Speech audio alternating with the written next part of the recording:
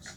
By utilizing antennas, towers, and a line of sight to transmit point-to-point signals, when engineered properly, fixed wireless actually travels at the speed of light, just like fiber, but eliminates the need for expensive terrestrial infrastructure, slashing construction time and costs with the ability to deliver from 1 to hundreds of miles and beyond. Unfortunately, however, because there is a low barrier to entry, countless small carriers have bombarded the market with inexpensive, poor-performing fixed wireless deployments, giving the technology a bad reputation. Enter GeoLinks, the fastest-growing fixed wireless ISP and the second fastest-growing ISP in America. This innovative telecom is rapidly changing perceptions and ridding fixed wireless anxiety nationwide with its award-winning fixed wireless network, ClearFiber. Curious what makes GeoLink's ClearFiber network superior to its competitors? Well, for starters, GeoLinks is the only ISP to employ a 100% in-house approach to engineering, logistical and physical design, tower construction, land procurement, and connectivity. This has enabled its team of expert engineers to do 5 unique things. First, custom-built 100% solar-powered relay stations off the grid, reaching territories no other competitor will or can. For example, GeoLinks became instrumental in restoring connectivity during California's disastrous wildfire season, building temporary solar-powered circuits to revive life-saving communication networks while terrestrial circuits remain destroyed. Second, complete, full turnkey construction in 6 to 18 months nationwide. Third, utilize carrier-grade equipment, FCC licensed spectrum with redundancy at every level of hardware deployment to guarantee a carrier-grade SLA boasting 99.999% uptime with identical latency and jitter as fiber. Fourth, analyze 50 years of detailed weather modeling to guarantee no disruptions in connectivity occur during extreme weather events. And finally, offer award-winning 24/7 in-house customer support. The GeoLinks difference has led ClearFiber to take the industry by storm, winning various awards and recognition from press, agencies, and anchor institutions nationwide. You can rest assured that GeoLinks ClearFiber will provide the dedicated, reliable connection via the most resilient and scalable fixed wireless network ever created.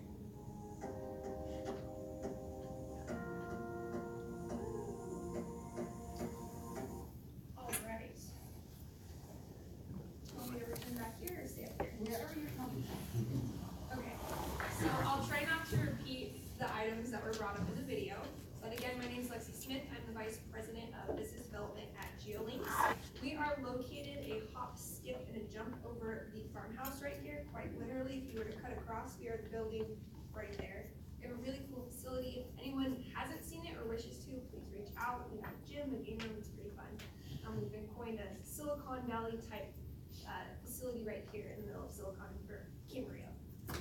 So, who is GeoLinks? So you saw ClearFiber. We are a telecommunications company. Aside from internet, we also provide digital voice and managed services such as SD-WAN for businesses and anchor institutions across the state. Our current network is from the Oregon border down to San Diego. However, we are growing very quickly. And I think that is the point I want to talk about today, which is really exciting for our community.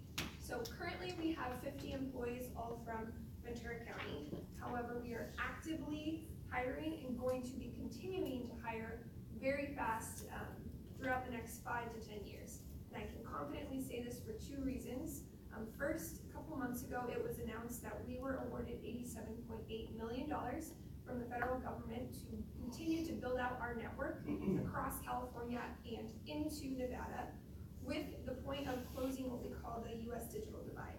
So what our video kind of briefly talked about, because we use renewable energy such as solar and wind powered turbines, we're able to build off the grid and reach areas that either other providers won't because there's no business case or simply can't. So that is the reason why we were the largest ISP winner in the state of California and the 5th largest winner in the country, which is really exciting. big of a network, obviously we need a lot more people than 50 employees. So we are starting right now the interviewing process, and as we continue to build out the network, we'll be hiring more and more. This includes people from construction and our field techs, like you saw in the video, to in-house in our office, people in the tech space. I would love to one day build up my marketing team, so that's exciting. We have the time and resources. The other thing that's going on that's really exciting is we are actively part of a public-private partnership. We are with the University of San Diego.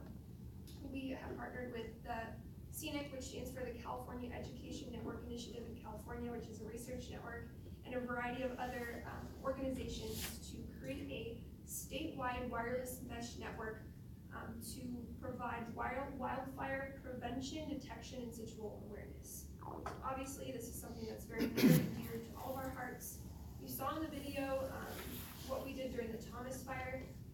I haven't updated the video since our most recent fires, but once again, we provided free circuits to many of the CAL FIRE stations throughout this fire and really try to do whatever we can to help out. Because of our size and our technology, we're able to get things up really quickly. So we had a call from the University of San Diego and CAL FIRE on Friday when the fires were going, and we had a circuit installed for them within 3 hours. So you don't usually have that with, let's say, the larger carriers in the world, the AT&Ts and what have you. So we currently are contracted for about 500 of these systems across the state with major utilities. We are just starting that project, and assuming we get further endorsement and state funding, which we think is going to happen, we will continue to expand that. So all these things are really exciting and kind of contribute to the fact that we are the fastest growing internet and voice provider, not only in the state, but in the country. So it's a very exciting time to be in Camarillo. We have 70% plus millennial workforce, so we're very young. I would say 80% of our workforce does not come from telecom, myself included. So we really look for people that are innovators, have great work ethics, and we're willing to train them to learn what we do. So that's kind of the overview and where we're headed and where we are now. Do you have any questions? I did a good job, I guess. Okay. Just a thought, is also the far north of California, like in San Francisco or not Cambria, but beyond. I think that's a great solution for those rural locations and in the Central Valley. Though I'm very happy that you're located here in Ventura County, but I'd see your services definitely statewide because there's a lot of challenges with internet access. Absolutely, and so we are statewide, but now with our funding from the FCC, they have identified key areas, rural areas across our state and into Nevada where we can continue to build out. So what you're saying is exactly what we aim to do and what we push for. There's this thing called fixed wireless anxiety in the world. Everyone seems very hyper-focused on we want fiber, but the reality is if we wait for fiber, we're going to be waiting for internet for the next 10, 15, 20 years. What we can do is provide ubiquitous coverage across the state now. We just need help and funding to do so. So yes, 100%, we're on that page.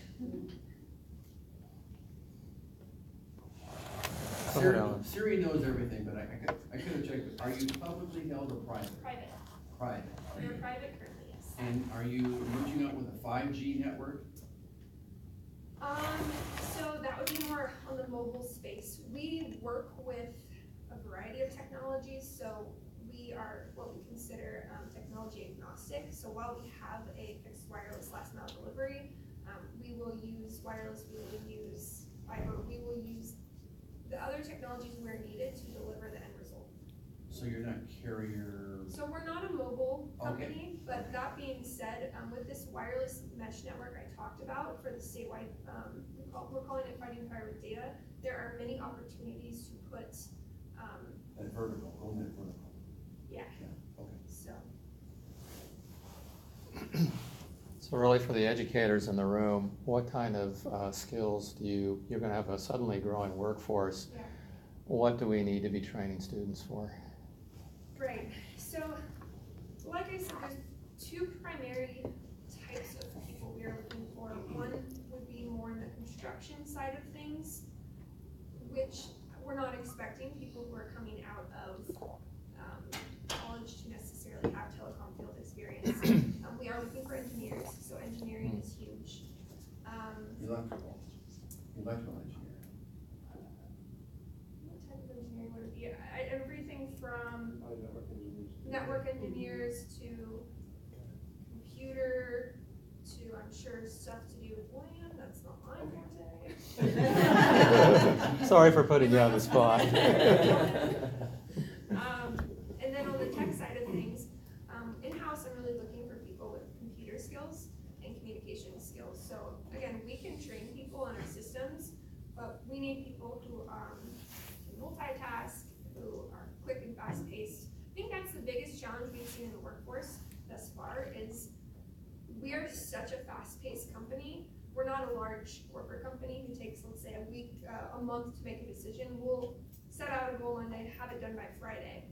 And we need people to keep pace. So within school, really pushing the ability to multitask, move quickly, quick deadline turnarounds, I would guess would be helpful. Continuing with computer skills, network engineering. If they want to start learning about the internet, that'd be great. Otherwise, we'll teach them.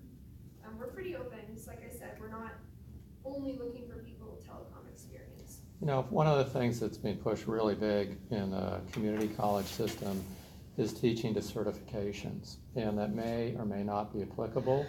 And if it's not applicable, then we really need to know, because it means the certification world is behind where the technology is going.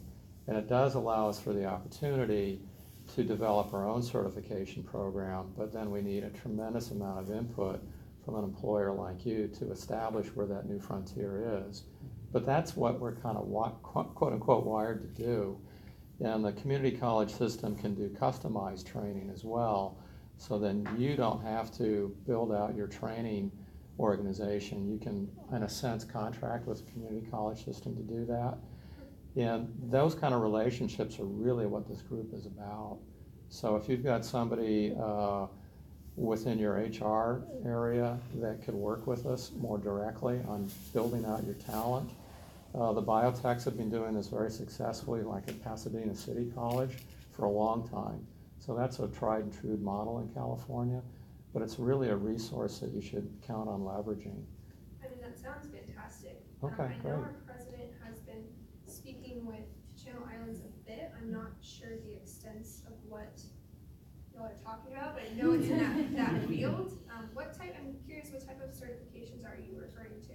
Well, that would be for you to specify. Okay. So if your HR folks are job listing to certain certs, then we need to be aware of them, because we're like kind of back in the dark ages sometimes in terms of the certifications that we teach to. So we always want to be current on that, but we can only push for what people tell us they need. And then if there's areas that are really on the new frontier of technology, we can be very, especially at the community college level, we can be very nimble. In fact, we can even push it down into the high school level.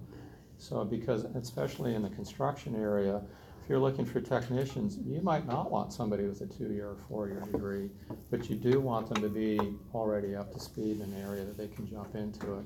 It's almost a little bit more like the traditional trades like plumbing and carpentry and stuff like that.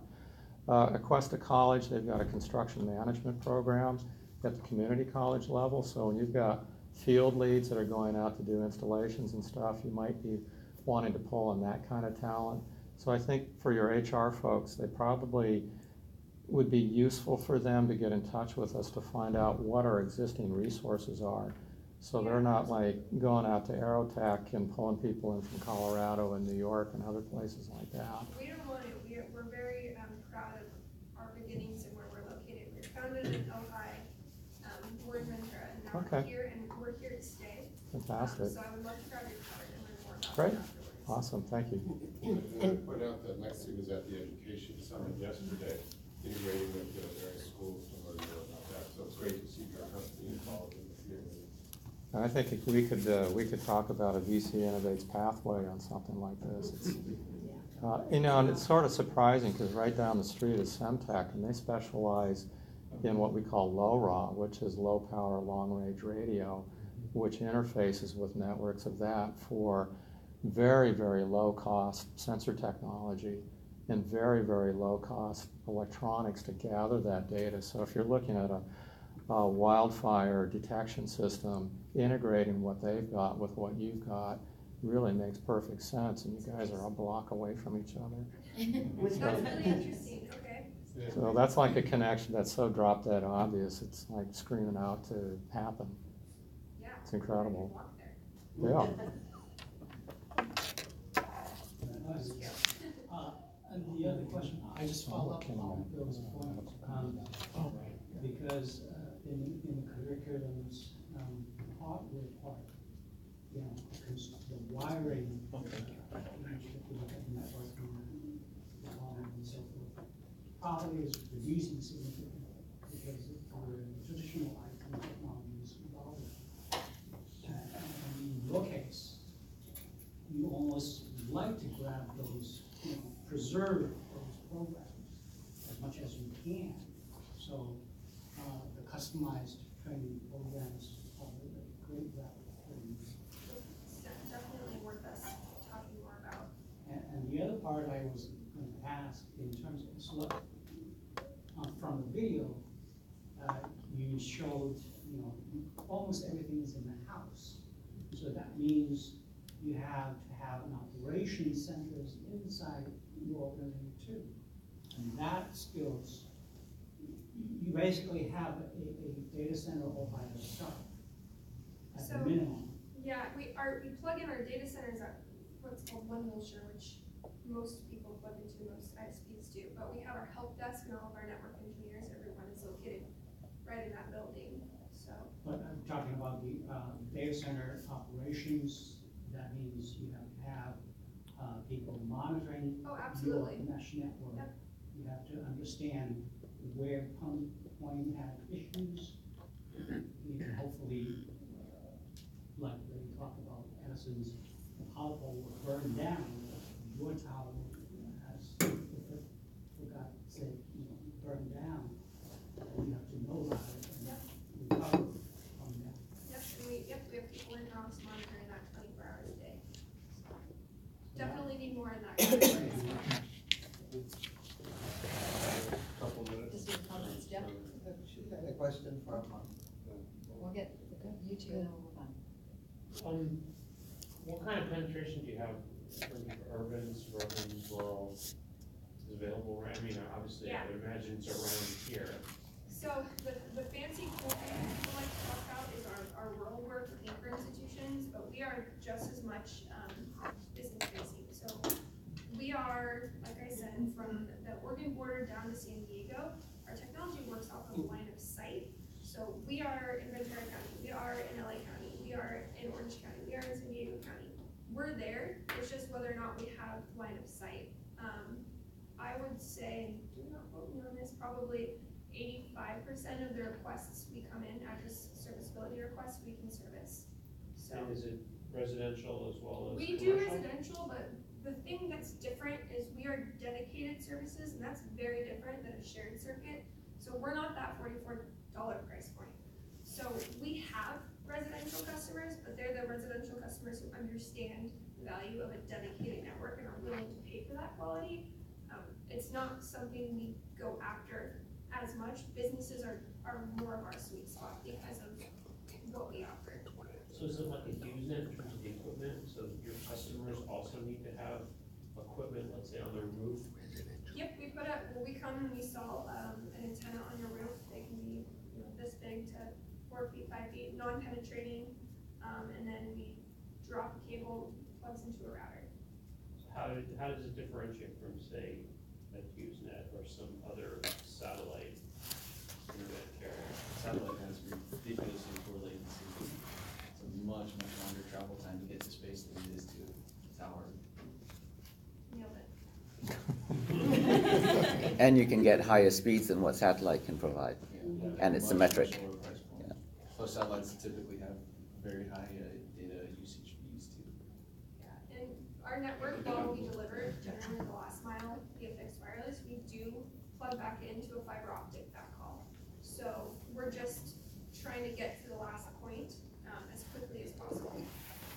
We've been using GeoLinks, I've known Skylar since just you guys were barely out of OHA, so, we've got some clients using them, and we've never had a problem with it. It's good stuff. Yeah. So I have clients on GeoLinks as well, and they're very good.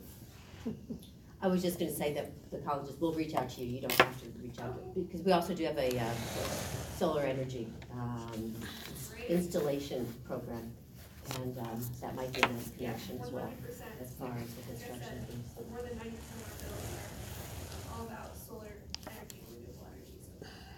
Lexi, did you bring cards? I failed with that because I ran out yesterday at the summit, but I have flyers and pamphlets, and I can tell everyone my email. It's lsmith@geolinks.com. And I can kind of circulate these